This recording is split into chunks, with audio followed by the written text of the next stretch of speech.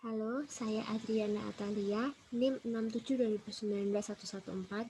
Saya akan menjelaskan tugas 7 teknologi jaringan tentang low cost homemade wireless device. Sebelum itu, apa itu wireless device? Seperti namanya, wireless device adalah perangkat yang dapat terhubung dengan perangkat lainnya tanpa perlu bantuan kabel.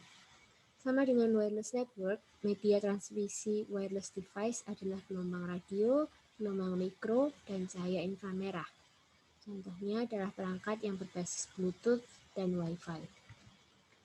Kelebihan dari wireless device adalah pembangunan jaringan yang cepat, lalu mudah dan murah untuk direlokasi, biaya pemeliharaan yang murah, infrastruktur berdimensi kecil, mudah untuk dikembangkan, sumber-sumber file bisa dipindahkan dengan mudah tanpa menggunakan media kabel, dan mudah di setup dan handal sehingga cocok untuk pemakaian di kantor maupun di rumah.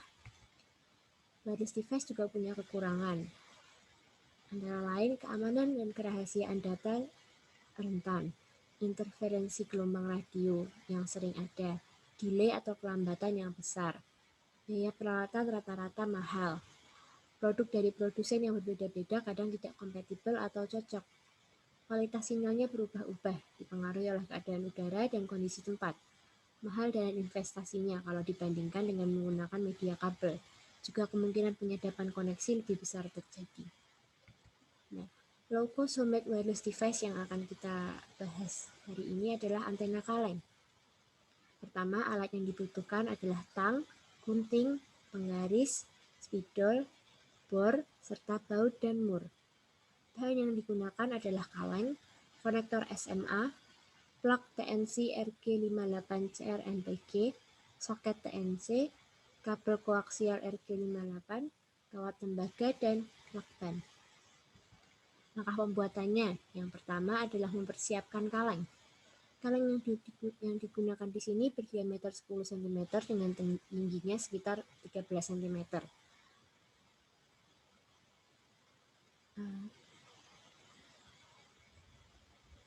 Kaleng akan dilubangi untuk tempat menaruh soket TNC. Nah, cara untuk melubanginya seperti pada gambar berikut merupakan contoh penghitungan dengan menggunakan kaleng yang berdiameter 10 cm. Cara melubangi kabel dilubangi dengan bor. Kemudian jangan lupa lubangi tempat untuk nanti menaruh bautnya. Lalu adalah yang selanjutnya mempersiapkan soket TNC. Soket TNC dapat dilepas dan dipisah menjadi dua. Yang pertama, masukkan kabel tembaga ke ujung soket yang menempel ke kaleng dengan panjang sampai ke tengah kaleng. Rekatkan dengan tenol. Setelah itu, pasang soket dengan kaleng menggunakan baut dan mur. Setelah soket TNC sudah terpasang, yang selanjutnya adalah mempersiapkan kaleng. Yang pertama, untuk menyambungkan ke bagian soket, potong kabel RG58 sepanjang 1 meter, lalu potong ujungnya di bagian luar kabel sepanjang 4 cm sampai lapisan putih. Setelah itu potong lagi sepanjang 2 cm sampai lapisan tembaga. Setelah itu sambungkan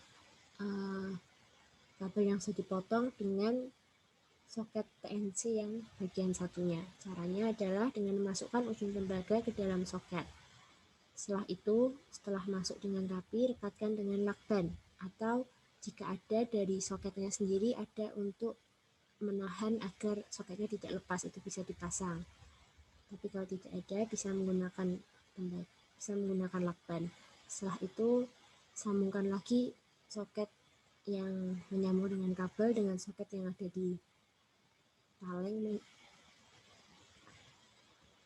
dengan rekat. Nah, setelah yang menyambung ke kabel sudah, menyambung ke kaleng sudah, adalah kabel yang menyambung ke konektor SMA. Caranya adalah potong kabel yang di ujung satunya dengan sepanjang 1 cm sampai lapisan putih. Setelah itu potong lagi sepanjang 3 mm sampai lapisan tembaga. Lalu sambungkan kabel dengan konektor SMA dan rekatkan dengan lakban. Bagaimana caranya? Yang pertama adalah konektor SMA terbagi menjadi 3 bagian. Jadi yang ada salah satu bagian konektor SMA yang sangat kecil. Nah, bagian itu yang kecil itu dimasukkan ke dalam lapisan tembaga kabel yang sepanjang 3 mm tadi. Setelah itu dimasukkan ke dalam konektor SMA dan didekatkan dengan kabel. Setelah itu rekatkan juga dengan tang agar kabelnya tidak lepas-lepas. Jika